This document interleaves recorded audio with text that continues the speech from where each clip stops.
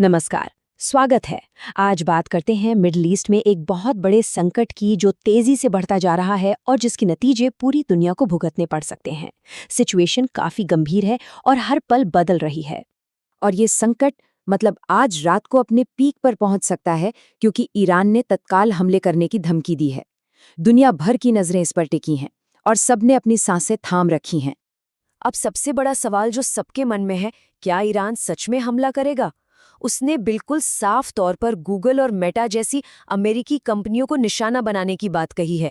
ये सिर्फ कोई बयान नहीं है, बल्कि एक सीधे टकराव का ऐलान लग रहा है। तो चलिए सबसे पहले समझते हैं कि ये बड़ा संकट है क्या और इसका खतरा कितना बड़ा है। तो देखिए, मामला ये है कि ईरान ने बिल्कुल साफ साफ कह दिया है कि वो बदला लेने वाला है। और निशाना कौन है? कोई मिलिट्री बेस नहीं, बल्कि बड़ी बड़ी टेक कंपनियां। टाइम भी फिक्स है, इंडियन टाइम के हिसाब से रात 10 बजे। और सोचिए, अगर यूएई भी इसमें शामिल हो गया तो ये लड़ाई पूरे इलाके में फैल जाएगी। अच्छा, अब आते हैं ट्रंप पर, क्योंकि उनकी वजह से इस पूरे मामले में एक बिल्कुल अनएक्सपेक्टेड ट्विस्ट आ गया है। जरा ट्रंप का ये बयान देखिए। ये अमेरिका की पॉलिसी में एक बहुत बड़े यू टर्न का इशारा है। वो कह रहे हैं स्ट्रेट ऑफ हॉर्मुज़ दुनिया की प्रॉब्लम है, मेरी नहीं। मतलब वो जगह जहां से दुनिया का 20% तेल गुजरता है, ट्रंप कह रहे हैं कि अब वो उनकी जिम्मेदारी नहीं है। इससे तो वहां एक पावर वैक्यूम बन गया है जिसे कोई भी भरने की कोशिश कर सकता है। और अब देखिए कि उनका अगला प्लान क्या लग रहा है। उन्होंने डेडलाइन दे दी है कि 2 हफ्ते में जंग खत्म, और कल सुबह एक बड़ा भाषण भी देने वाले हैं। अब अंदाजा ये लगाया जा रहा है कि शायद वो अफगानिस्तान की तरह ही मिडिल ईस्ट से भी अमेरिकी फौज को वापस बुलाने का ऐलान कर दें। और अगर ऐसा हुआ तो वहां जो अफरा तफरी मचेगी उसका अंदाजा लगाना भी मुश्किल है। अब थोड़ा ईरान के अंदर की पॉलिटिक्स को समझते हैं, क्योंकि इस संकट की असली जड़ तो वही है। देखिए, ईरान में असल में फैसले ले कौन रहा है, ये समझने के लिए आईआरजीसी को जानना ज़रूरी है।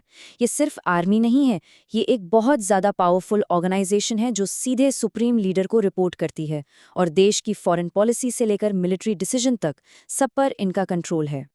और यही बात इस संकट को सबसे ज्यादा खतरनाक बना देती है। ईरान की जो चुनी हुई सरकार है वो साइडलाइन हो चुकी है। पावर किसके हाथ में है? आईआरजीसी के, जो एक खट्टरपंथी मिलिट्री ग्रुप है। हालात इतने खराब हैं कि राष्ट्रपति को अपने ही सुप्रीम लीडर से मिलने तक नहीं दिया जा रहा। सारे बड़े फैसले आईआरजीसी कमांडर ले रहे हैं, जिससे सिचुएशन और भी ज्यादा अनप्रिडिक्टेबल हो गई है।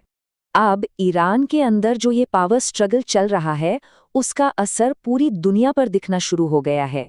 इस चार्ट पर एक नजर डालिए, सब कुछ साफ हो जाएगा। जैसे ही ये संकट शुरू हुआ, कच्चे तेल का दाम $70 से उछलकर सीधा $110 प्रति बैरल पहुंच गया। ये पूरी दुनिया की इकोनॉमी पर एक सीधा अटैक है। ये जो इकोनॉमिक शॉक है, ये कोविड पैंडेमिक के शुरुआती दिनों से भी ज्यादा खतरनाक हो सकता है। अब सवाल है क्यों? देखिए, कोविड के टाइम डिमांड खत्म हो गई थी, पर सप्लाई थी। इस बार ठीक उल्टा है।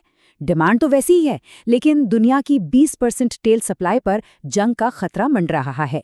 मतलब सप्लाई चेन टूट सकती है। और यहाँ एक बहुत ही दिलचस्प बात देखने को मिल रही है। अमेरिका की जो सबसे करीबी दोस्त हैं, जैसे कि यूके और ऑस्ट्रेलिया, वो भी इस मामले में मिलिट्री एक्शन से ज्यादा अपनी इकोनॉमी बचाने पर फोकस कर रहे हैं। उन्होंने साफ साफ कह दिया कि हम इस लड़ाई में शामिल नहीं हो रहे। इससे यही पता चलता है कि इस मुद्दे पर अमेरिका दुनिया में अकेला पड़ता जा रहा है। और यूरोप की हालत तो और भी पतली है। अमेरिका के कहने पर उन्होंने रशिया से तेल और गैस लेना बंद कर दिया, और अब मिडिल ईस्ट में एक नया एनर्जी क्राइसिस खड़ा हो गया है। इस बार उनके पास ऑप्शंस भी बहुत कम हैं। तो अब देखते हैं कि इस ग्लोबल क्राइसिस का भारत पर क्या असर हो रहा है और हमारी सरकार इससे निपटने के लिए क्या तैयारी कर रही है। अच्छी बात यह है कि भारत सरकार ने काफी तेजी से एक्शन लिया है। कैबिनेट कमेटी ऑन सिक्योरिटी की मीटिंग बुलाई गई। आम लोगों को पेट्रोल डीजल की बढ़ती कीमतों से बचाने के लिए एक्साइज ड्यूटी में तुरंत कटौती कर दी गई।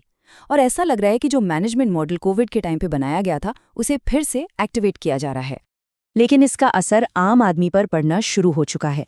यूरोप आने जाने में दिक्कतें हो रही हैं, फ्लाइट्स की टिकट आसमान छू रहे हैं, और बहुत से लोग जो बाहर काम करते हैं वो अपने घर वापस नहीं आ पा रहे हैं। तो ये एक तरह का ह्यूमन क्राइसिस भी बनता जा रहा है। हाँ, इन सारी चिंताओं के बीच सरकार की तरफ से एक भरोसा जरूर दिलाया गया है। उनका कहना है कि देश में फ्यूल और गैस का काफी स्टॉक है, तो घबराने की कोई बात नहीं है। तो कुल मिला के हम एक बहुत ही क्रिटिकल मोड़ पर आ खड़े हुए हैं। अगले 24 घंटे बहुत अहम होने वाले हैं। आज रात ईरान के हमले की डेडलाइन खत्म हो रही है और कल सुबह डोनाल्ड ट्रंप दुनिया को बताएंगे कि उनका अगला कदम क्या होगा। पूरी सिचुएशन कह सकते हैं एक बहुत ही नाजुक धागे से लटकी है। और आखिर में एक सवाल सोचने पर मजबूर करता है। क्या ये हो सकता है कि अमेरिका के जाने से जो ये केओस फैल रहा है, ये उनकी पॉलिसी की नाकामी नहीं, बल्कि उनका सोचा समझा प्लान हो? एक ऐसी स्ट्रैटेजी जिससे सबसे ज्यादा फायदा अमेरिका के ही डिफेंस और एनर्जी सेक्टर को हो? खैर, इस सवाल का जवाब तो हमें आने वाला वक्त ही देगा।